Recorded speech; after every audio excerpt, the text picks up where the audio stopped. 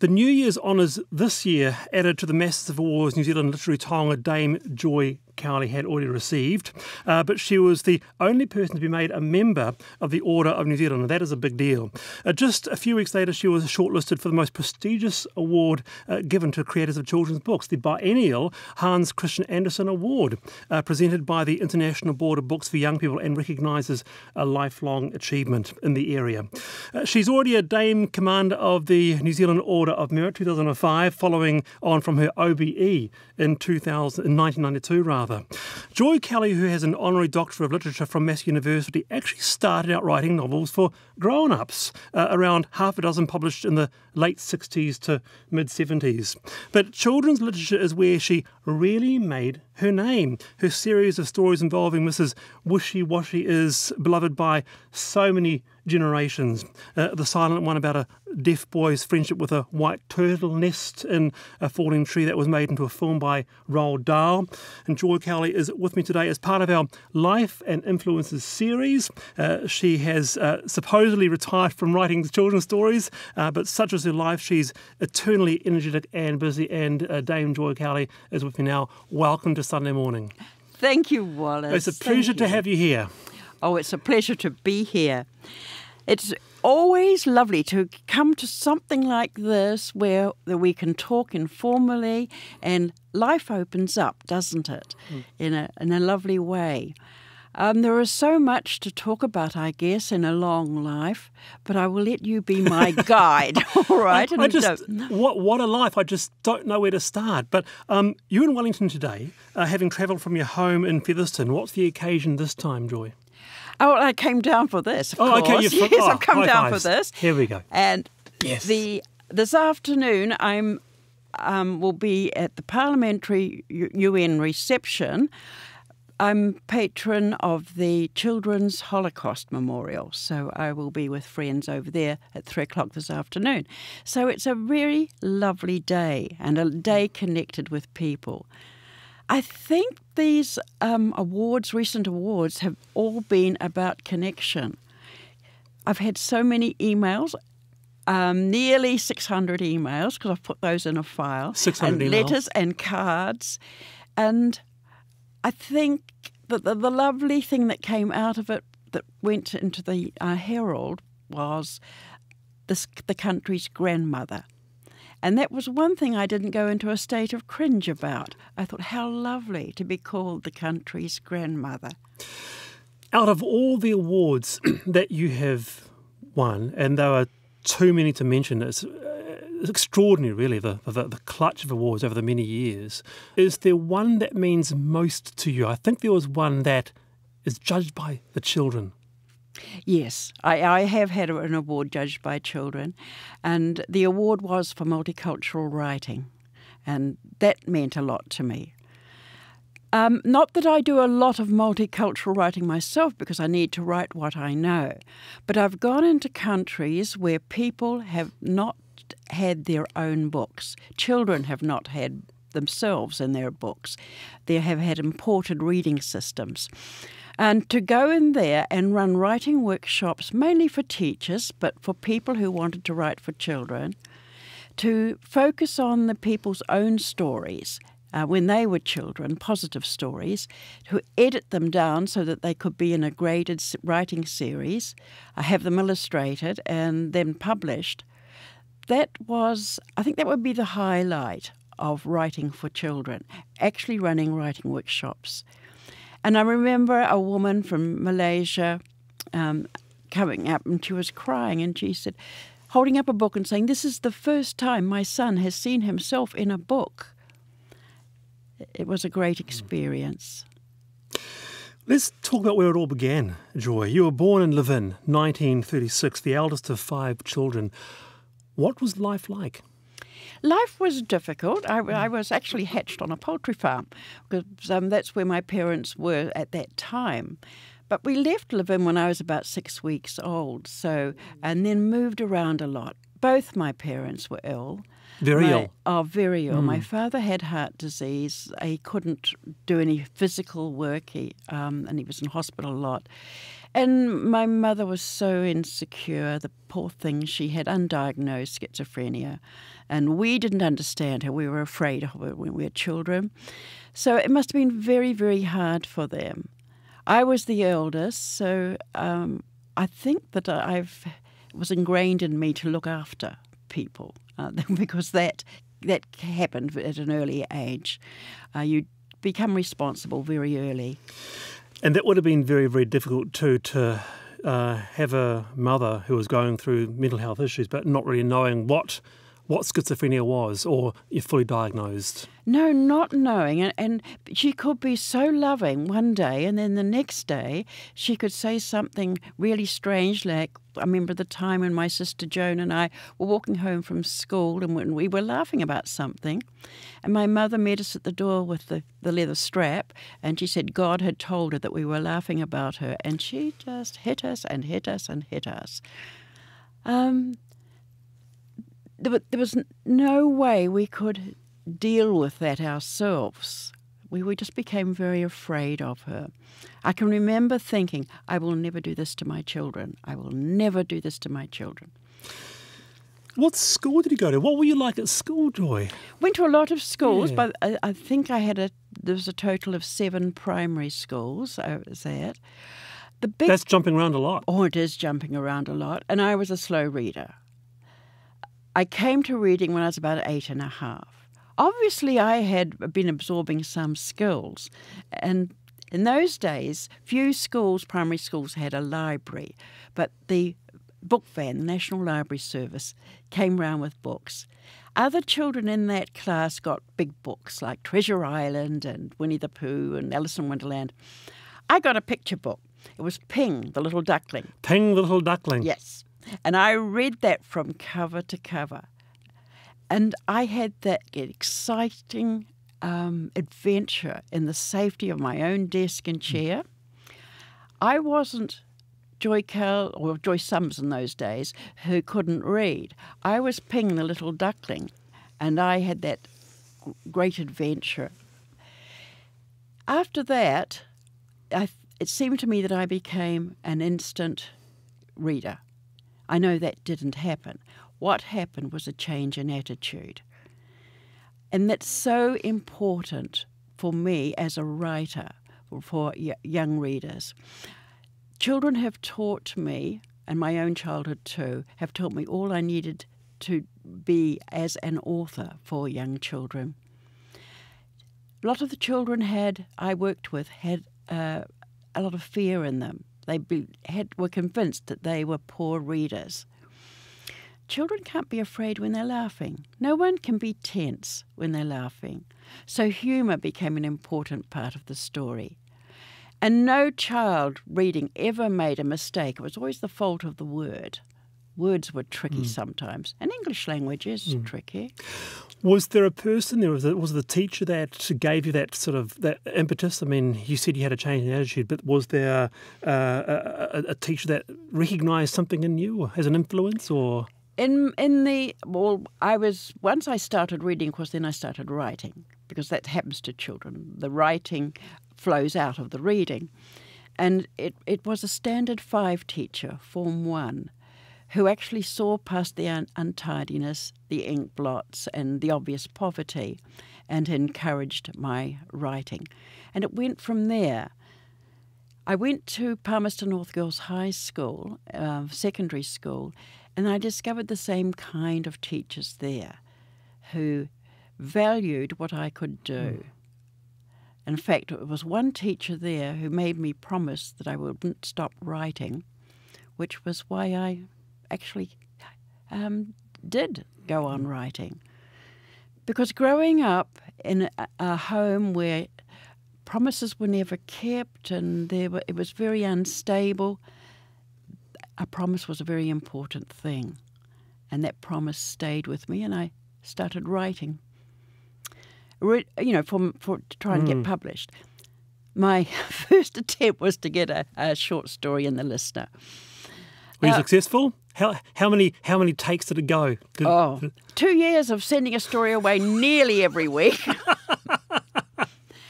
And on an old typewriter I'd got. And I used to do this at night when I had children then, and when my children were in bed, I'd write these stories. And Monty Holcroft, who was the editor of The Listener, he sort of ran a hothouse for new writers. He had a short story every week in The Listener. And one day he said something that was a wake-up call. He said, "How often do you write these stories? How often do you rewrite them?" What? I didn't rewrite anything. I didn't know how to be an editor. And when I see people's manuscripts today, I see that same concern. Oh, I've got a lovely story in my mind, I'll write it down and I'll send it away and I'll get it published. It doesn't happen. We have to learn to become our own editors. What about books that had a really big impact on you? I think you mentioned somewhere Margaret Mayhew was one person who had a massive impact on you. Oh, yes, because she and I were good friends, and we imaginations used to spark of each other. So we'd have these stories on the telephone where she would say something and I would add to it, and we would just simply build up a story that was lovely. Before that, there were books, there were people. You know, if you're hungry to do something, what you will need will be given to you. My first reading, of course, was the Bible, because that was the only book we had in our house. So 10, 11, 12, about those ages at home, that's what I read. But I was already into mystery, I think, to that sense of otherness, because it was the John Gospel that I used to read over and over again, not because I was taking in the words, but because of the way it made me feel. And it's that same feeling that I get now when I've written a story and I know that it's come from some deep place. The Silent One was one of those. Bow Down Shadrach was one of those. I'm with Joy Cowley this Sunday morning.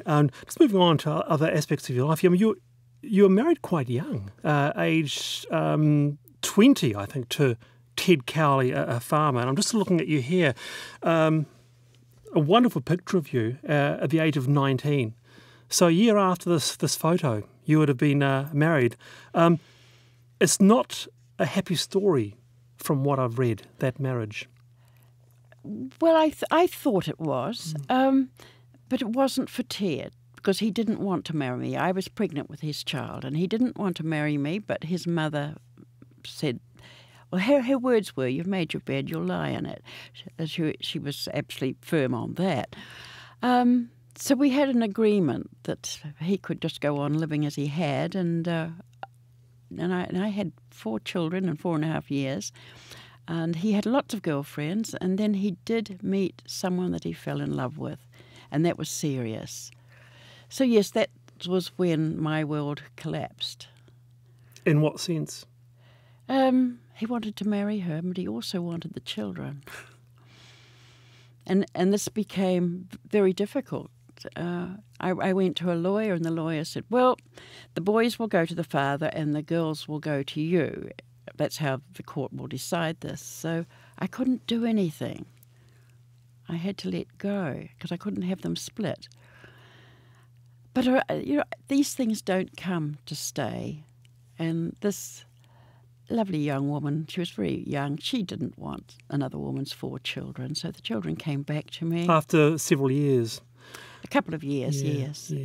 But that was a crisis. That was a personal crisis for you. In fact, it was a personal crisis. I really I thought that I could manage, but it was managing day by day, one day at a time. And on a Sunday, they were supposed to come in for Sunday dinner. Ted was supposed to bring the children in, and I had the meal already, and it didn't happen. And I think I can remember crying and crying and crying, and then going to bed about 2 o'clock in the afternoon, weeping. And I got up and emptied a bottle of Sonoril into my hand, that's butabarbital, and putting 2 tablets back and swallowing 14 of them. Now, I'd been a pharmacy apprentice, and I knew that 7 could be a fatal dose, but I took 14. There was an extraordinary, what happened then was extraordinary. There was a feeling of peace, and then a feeling of rapid movement into light. And it wasn't like anything that science or religion gives us. It was a going home feeling, that as though I was waking up after a short troubled dream. I knew this light. I'd come from it and I was going back to it, and there was a feeling of ecstasy, and I thought, how could I have forgotten? But I've forgotten again, of course. And I was almost absorbed into this light when there was a sensation of falling back. And it was like falling back down a well. I could still see the light at the end of this black tunnel, but I could feel my body heavy around me. And I heard voices, and I was in hospital. That was Tuesday night. And it seemed to take about 20 seconds, but actually it was 3 days. So yes, I wasn't all that great for a few days. I was blind and paralysed, but I came out of it. And boy, what a story. It sounds like you remember it as if it was yesterday. Yep, because it's so clear. And I remember in this sort of blind state, being in a wheelchair and talking to a psychiatrist in the hospital. And I don't know what I said, but the first words in his evaluation was, no evidence of psychosis, normal reaction to abnormal stress. So I remembered those words. And that went back home, and but it was different. There's something of the light was still there. You know, if you lose your fear of death, there's no fear left. And that's happened, Wallace. Joy, this is just such a wonderful photo of you. 19. When you look at this now, what would you say to your 19-year-old self? I look and I thought, weren't you a child? You know, so naive. All I wanted to do was own a Gold Flash motorbike. Actually, at 19, I was learning to fly tiger moths too. You were learning to fly a tiger moth at 19? And I'd go from Foxton, where we lived, up to Middle Districts Aero Club, and I'd go on that miserable little two-stroke motorbike that my father bought me. He was a canny man. He was a Scot, and he didn't want his daughter. He thought I would wreck myself on a big bike, so he bought that little thing. It's very interesting. You still recall your first review, and it was for your book, Nest in a Falling Tree. And part of the review said, it was quite interesting, quoting, occasionally the female predilection for gossip can be turned to good account, unquote. I mean, there seemed to be quite a bias against... Well, that was a favourable review. That was a favourable review. Yes, it was. And if you go back to the 1960s and look at the material that came out, you will know that there was a bias. There were people who did reviews for the listener who would not read anything written by a woman. And they were quite open about that. They didn't think there was anything wrong with that.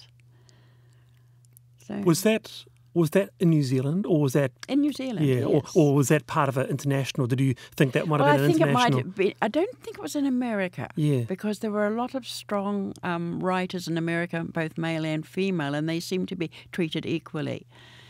And I got a very good review for Nest in a Falling Tree in the New York Sunday Times. I thought that everybody got half a page in the Sunday Times. They don't, but I was very naive, and I just thought this was the way things happen. The English reviews were much cooler, as you gather. So that bias was still there. And then 4 more novels over the next decade, Joy. You had 4 children. Life wasn't easy. People would be asking, how did you do it? The writing, I'm an early morning person. that's happened from the other days when I used to get up at 4 o'clock in the morning and we used to milk cows, but on the farm. But if you've got your peak energy time is the time that you give any creative pursuit, and I tell other writers that if you're a late night person, select a couple of hours at night when you do your writing. If you're an early morning person, do it then. But any creative job demands peak energy. It's no good trying to write on the dregs of a day. Very good advice. And it's also quite important to do something every day if you can, because to save one day a week, it doesn't always work, because, the iron goes cold away from the fire. You need to. Most of our writing is done in our heads, and we need to live with it. So even if it's only an hour every day, to be able to do that will be productive. That is absolutely fantastic advice for writers out there watching this or listening to this. You've said that in the past that you were at your happiest when pregnant or performing your maternal role. Is that right? Yes, and I think that every gift has a shadow side, and I'm a maternal person, but sometimes that can tip over to the negative, and I can try and chicken soup vegetarian. I become the caricature of the Yiddish mother. But yes. So once we know what the gift is, we know how to mop up with the shadow side. One of your children, Edward, inspired you to write children's books, didn't he? Yes. Yeah. For a different reason. Yeah. He was a slow reader. Oh, right. And his teacher helped. Now, he was a slow reader because he had girls on either side of him who were reading before they started school. And he wasn't going to try. He was really good with his hands and at making things and doing things. He was also a very factual kid.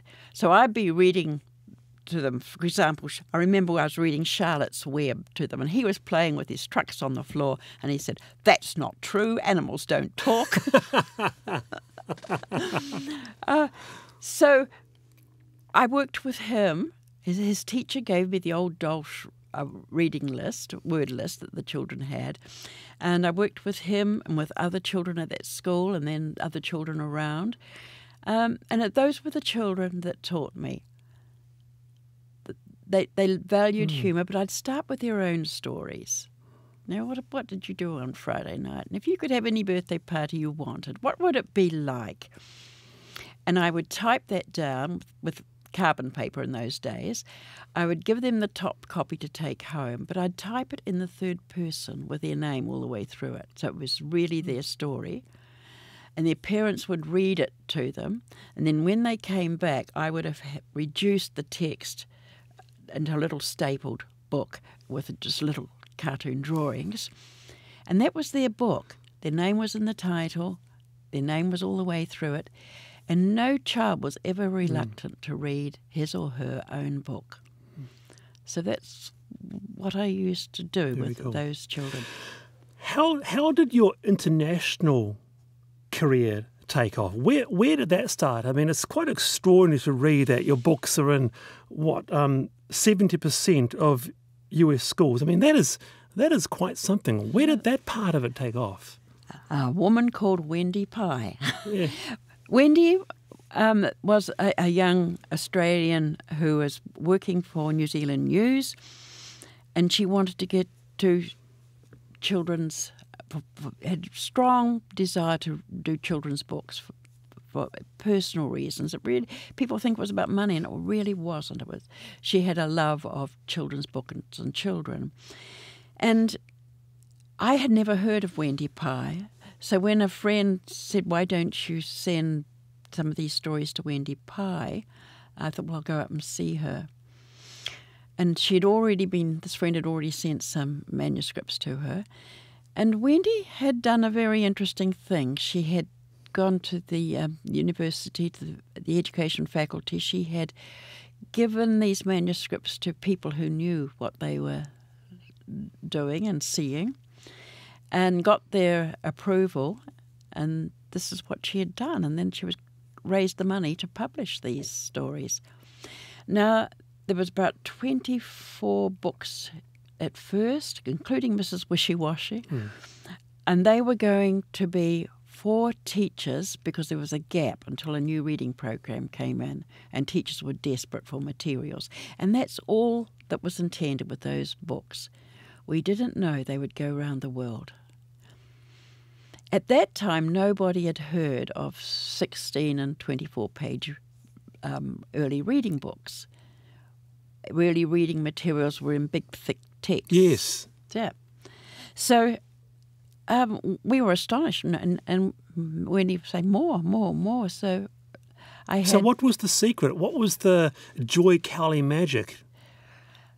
Story. The story must relate to where the children are at. Children 5 and 6, they love slapstick humour. So the humour. Humour's important. I used to put a little twist at the end too. That was like getting pudding after vegetables, to encourage them to read to the end. So, I'm just thinking back to now to my childhood, and actually suddenly realising, yes, that the humour was important. Yeah, it was important. And things that children knew. Most children have a cat, so Greedy Cat, obviously, but Greedy Cat isn't really a cat. Greedy Cat is a greedy child. And when Mrs. Wishy-Washy, the animals that play in the mud, they're really children. It's giving children the license to play in the mud as animals. I've looking at this wonderful photo of you here, and it's many hugs in a school in New York. You'd travel often around the world to talk to school kids. Tell us about this photo. I can't tell you about that specific photo because it's one of hundreds. Yeah. I've got a great big plastic bin full of photos like that, and I just took out a few. So I wouldn't know that particular moment. However, the hugs were always there. And it was wonderful. Schools in the Bronx, schools in Queens. You know, it's... The kids just, as soon as you walked into a classroom, you got hugged, and it was wonderful. Schools in the Bronx, Queens. So these are low decile schools. Yeah. Just describe those schools to us. Describe those kids to us.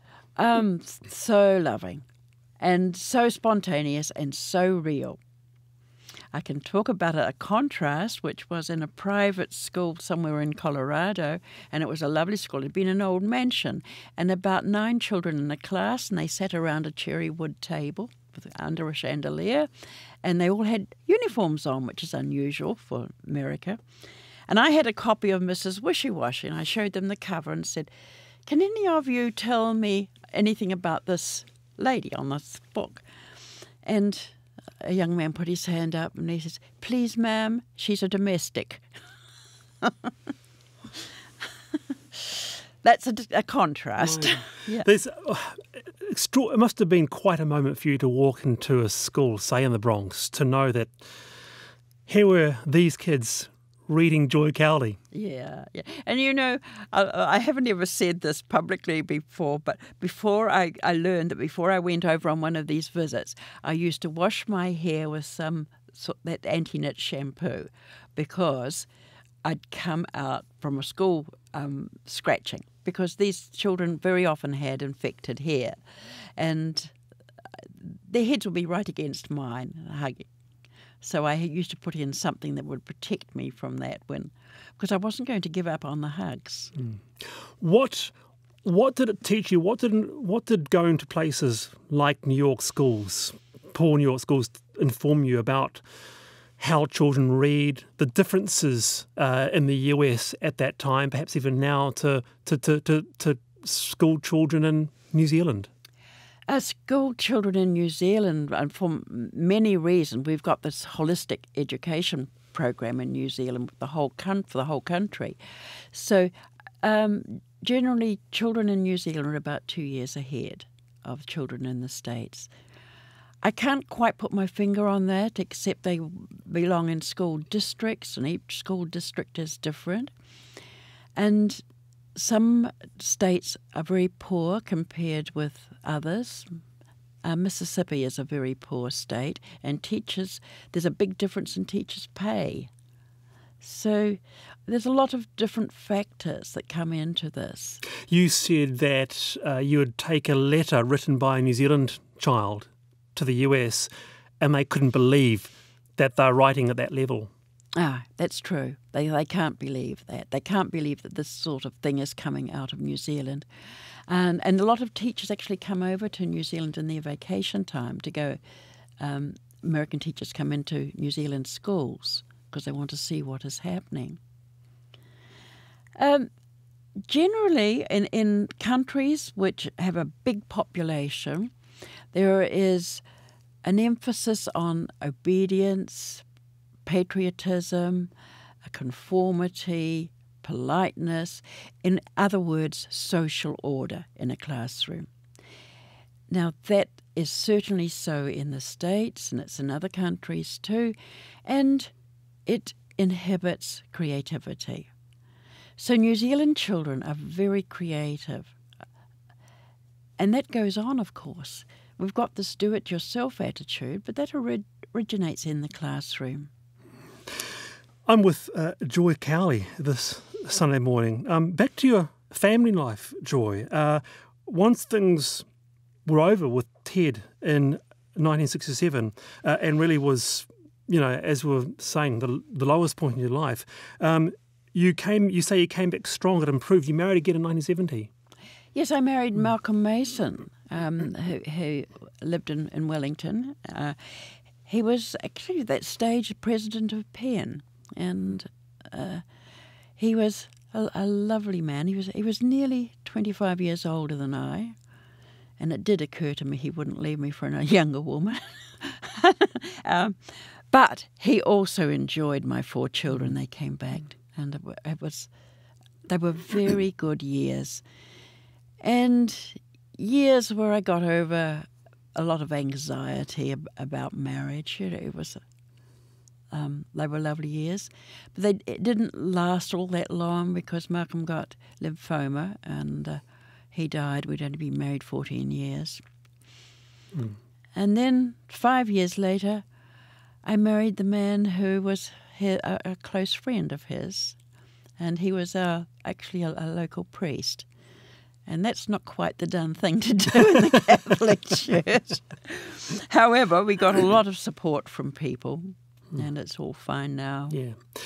In 1971, after your first visit to Fiji, came one of your most famous novels, The Silent One, the story of a deaf mute boy and his friendship with a white turtle. But you couldn't get a publisher first, Joy. Tell us what happened.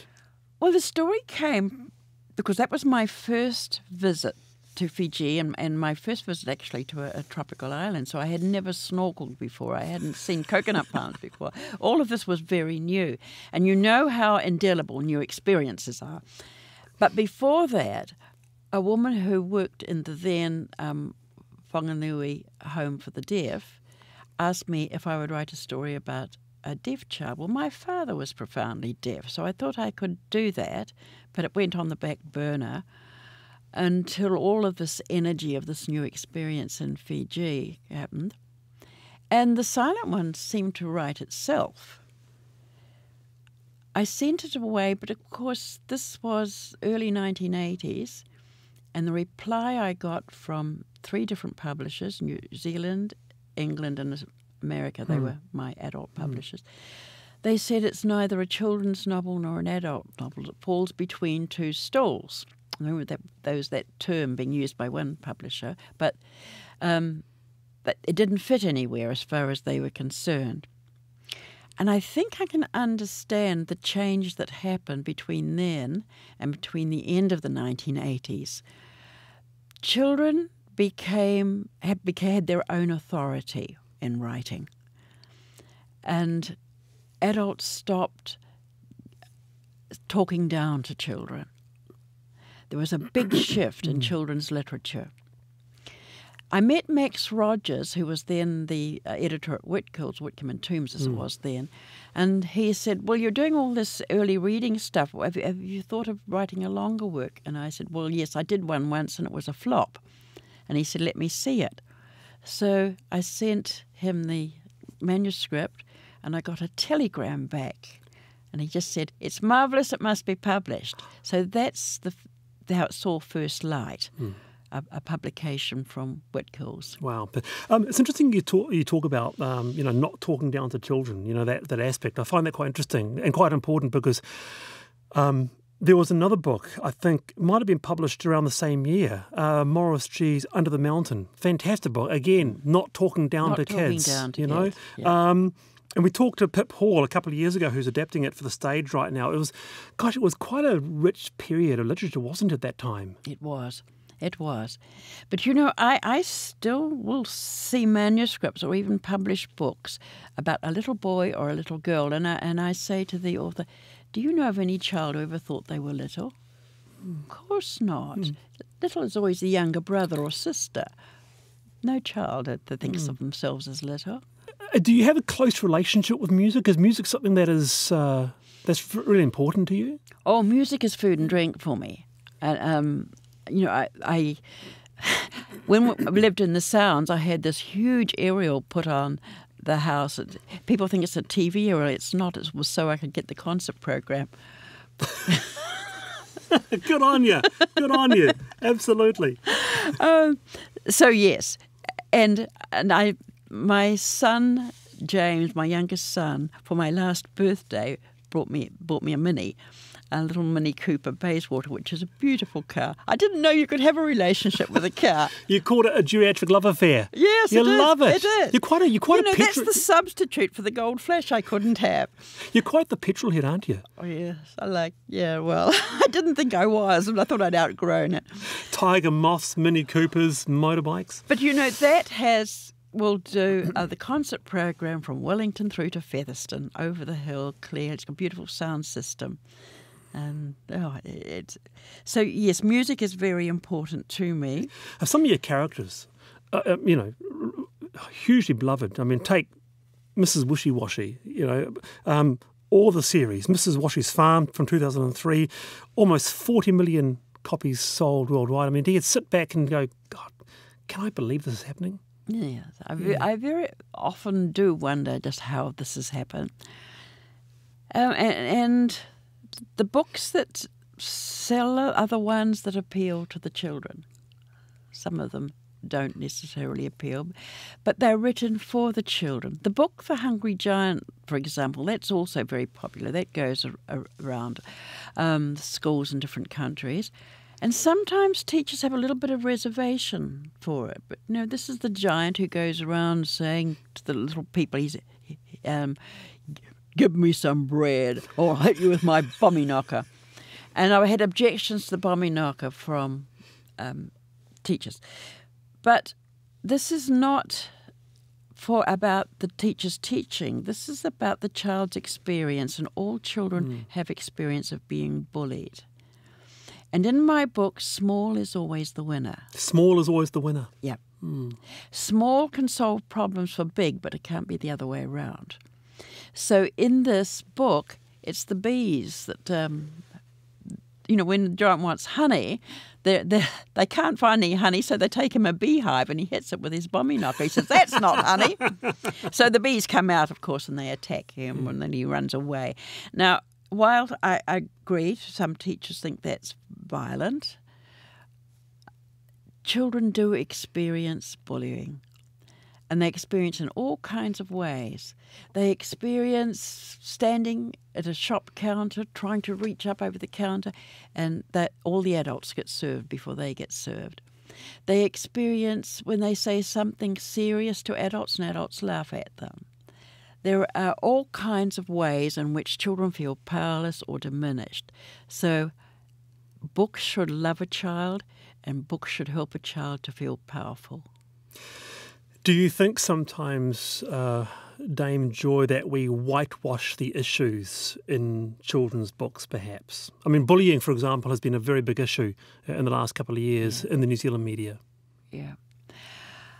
I would like to see more men involved in children's books and in the selection of children's books for libraries and schools, because there's a shortage of action books for boys. And sometimes I see books, I think the majority of books in other countries are written by women, and they're softened. And they say boys are not interested in reading. Well, no, they're not interested in reading the materials that they're being given. And in America, I have seen a children's reading book about a boy who helps his grandmother to make a quilt. Maybe there is a boy who wants to do that. I don't know of one. And another one was about a boy who grew sunflowers. Now, those two books were both written by women, and they had a grandmotherly perspective. So these are retired women writing books for children, and that's fine. But if they're going to write for boys, they need to research what boys are interested in. If they're going to write a book about racing cars, because I think boys will be interested in that, do their research, find out. That boys want details about these cars. They want to know, are they Formula One? What's happening? So, yes, I just think men need to be more proactive in writing for boys. It doesn't have to be all war and violence. It's what about personal stories of heroes? My scary moment, or a writer in conjunction with a hero, a New Zealand hero. This is actually, this is the UK, but this is exactly what the author, young adults author David Walliams said. Yeah. He said pretty much precisely what you were saying. They want a bit of, ruckus in their books. It's just the way that boys will get to read, because that needs to come up. But what I see is estrogen strangling testosterone. I say that quite seriously. That would be a fairly controversial thing to say. Well, it is. I know, but still, I can see what's happening, and if a boy put a boy hero, they want to be heroes. Put a boy hero on the one of our own earthquake disasters, or a sinking ship, or the Titanic. A boy hero in a war setting. A boy hero in something that is full of action. There you go. The challenge has been made to budding writers this Sunday morning. There is a space there for more children's books of this nature. In terms of one of the key elements of your book, of course, your books, are the illustrators that you work with. One of your chief collaborators, Gavin Bishop. You certainly kept him busy. Philip Webb as well. Yeah. Robin Belton from Nelson, who is a most wonderful illustrator. Oh, Robin is wonderfully imaginative. And with all my illustrators, actually, I consider them co-authors, because they bring the book to life. And Robin just has this wonderful imagination. She puts little messages in. In the Greedy Cat books, for example, she has stickers on fridges having these little side messages in the books. And in one Greedy Cat book, where Greedy Cat is trying to get the goldfish, but in the end he has to eat the tin sardines that have been put down for him. And at the very end of the book that happens, and instead of putting the end on the end of the book, she put finished down the bottom, and she dropped the INN. So word was fish with an INN dropped below. So there's little tricks she does, twitch, yeah. And they're illustration twerks, when she plays with print. And children absolutely love that. The illustrations are as much about the engagement. They're very important for engagement, aren't they? With kids, yeah. And children are very good at picking up picture clues. So they go through the illustrations thoroughly. Joy Cowley, you're here with me this morning. You're in your early 80s. Yes, yes. You're looking extraordinary, if I may say, in terms of your health. I mean, how is life? How is health? Health is good. Eyes are fading, but then that's a solid diet of computer does that. I'm just thinking of all the things that you've done and you do. Wood turning, you've got your own tools, cooking, spinning wool, knitting, painting, rafting, parasailing. I've got a photo here of you bungee jumping. I'm just going to wonder, in your early 80s, what do you do to relax? I've got fidgety hands. So, and I Terry likes some television programs, and I sit on the side and spin in that. So that's fine. I like to be with him. So I might not be watching the television, but I. Is there anything on the Joy Cowley bucket list that you would like to do that you haven't already done? I've gone through the list that we actually did, and before the word bucket list came round, we did this. And Terry very reluctantly came because he's not really fond of adventures like this. He refused a bungee jump. Did he? And he went grey and shaky when I did mine. But I'd quite like to do the bungee jump I did was the traditional one, off the bridge, and I would quite like to do a higher one. Good grief. Have you done the Sky City? No, but that's just a sort of it's not a real jump, is it? You just go straight down. You want to do a real jump? To do that. Yeah. So. Speaking of grandchildren, you've got 13 grandchildren, 2 grandsons. Do you get to see much of them, Oh, Joy? Yes, I do. And 5 great-grandchildren. 5 great-grandchildren? Yeah. One of them, the older one, the grandchild, said, one of them said, "What's ONZ?" And I said, "It's Old New Zealander." Hey, now there's a new movie coming up called Broken, very shortly, apparently inspired by a true New Zealand story that you told in your book, Tarore and her book, about a young Māori girl living in the 1830s. Do you know anything about the movie? I don't know. I've just been reading about it, and I hope to see it. And as far as the book is concerned, I was just an instrument in something that somebody wanted written about Tarore. And when I did the research, I thought, this is an amazing story. It's quite extraordinary. And I gather the movie has taken that chief element of the book out, forgiveness, and how important that is as a value. Forgiveness is not really about the other person. It's about relieving ourselves of a burden of judgmental attitude. Yeah. Well, Dame Joy Cowley, it's you don't like being called Dame, do you? No, I don't do titles. No. You don't do titles? Why not? No. Well, I work with children, and I walk past the school, and these kids are leaning over the fence, and they're going, "G'day, Joy," and I'm not going to give that away for anything. I don't object to titles for other people, but it's not right for me. It'd be like wearing a fence around me. It has been an honour to have you here for the whole hour, Dame. Joy Cowley. G'day, Joe. Is there any piece of advice that you'd like to leave us with? Of all the things I've read, one thing that really stuck with me, and I think it'll resonate with a lot of people, and you said that pain can be great compost. Oh, pain. It takes time to break down, though. The Christian understanding of crucifixion, resurrection, that will happen to us all through our lives. There's something happens in it that is difficult to cope with.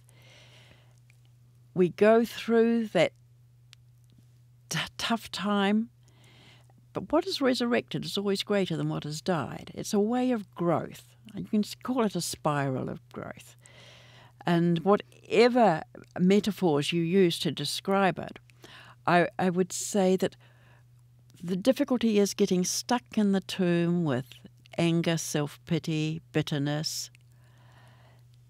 But what we do need is, it's a birthing struggle really, and what we do need is to be midwives to each other.